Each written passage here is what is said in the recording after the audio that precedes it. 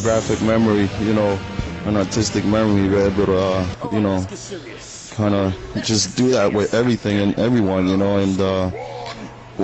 same thing I do when I'm doing my barbell curls, there's the picture of Arnold when he used to just curl that bar, and even when he threw his back, I mean, when he cheated on those cheat sets, it's like that was perfect too, so basically, visualization is very important, and that's where, the marketing comes from. That's all. Now, you're an artist, you said, Victor, correct? Count graffiti as an artist. I mean, can you draw?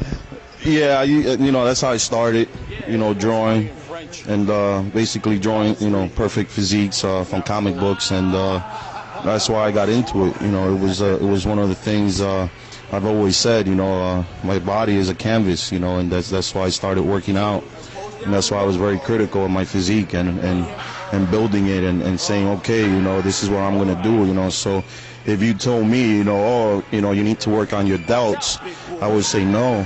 I need to work on my delts, my calves, and my triceps. Are you blind? So I was very critical, and that's where it came from. Basically was from drawing. So you're very aware of what you need to work on and where you're at least artistically not symmetrical. Oh, totally. You never fool yourself. Basically, if you do, that's why you lost already. Very good. Now, Kai, you're also an artist. I've seen some of your sketches. I know you sketch out all your posing routines before you actually get on stage.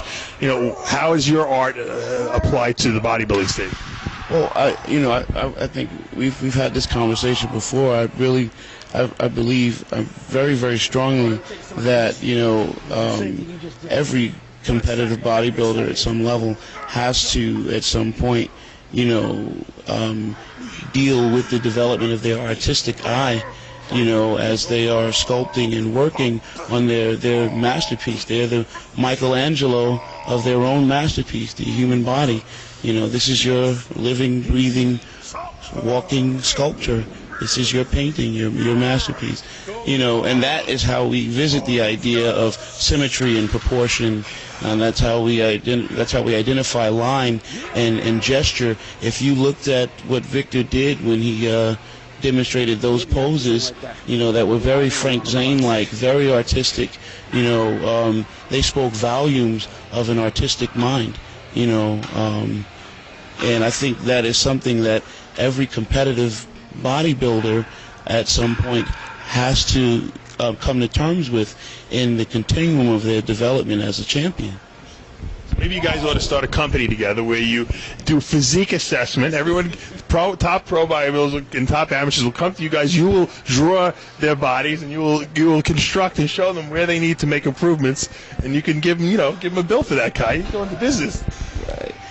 You got jokes. You need to audition for Def Jam, buddy. I'm always thinking business. That's a good idea. What do you think? Oh, already. I'm already brewing it, I'm already starting a whole seminar of Kai and me showing people how to pose. Kai just learned about it right now as we speaking.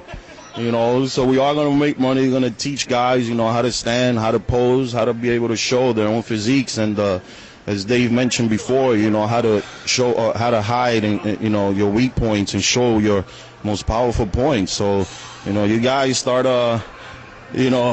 hitting us up on the emails and all that, because we will line this up in the next few months. All right, seminar for posing. I think I want in on this. I'll be the manager. I'll set up the whole thing. You guys just got to show up and do the work. This is a good idea. Believe me, I see some guys. No one knows how to pose. From the women don't even know how to do quarter turns and figure, and that's all they do. So we're gonna arrange some posing seminars. Flex Wheel thinks he's got the market cornered on this in the West Coast. We're gonna do some East Coast posing seminars.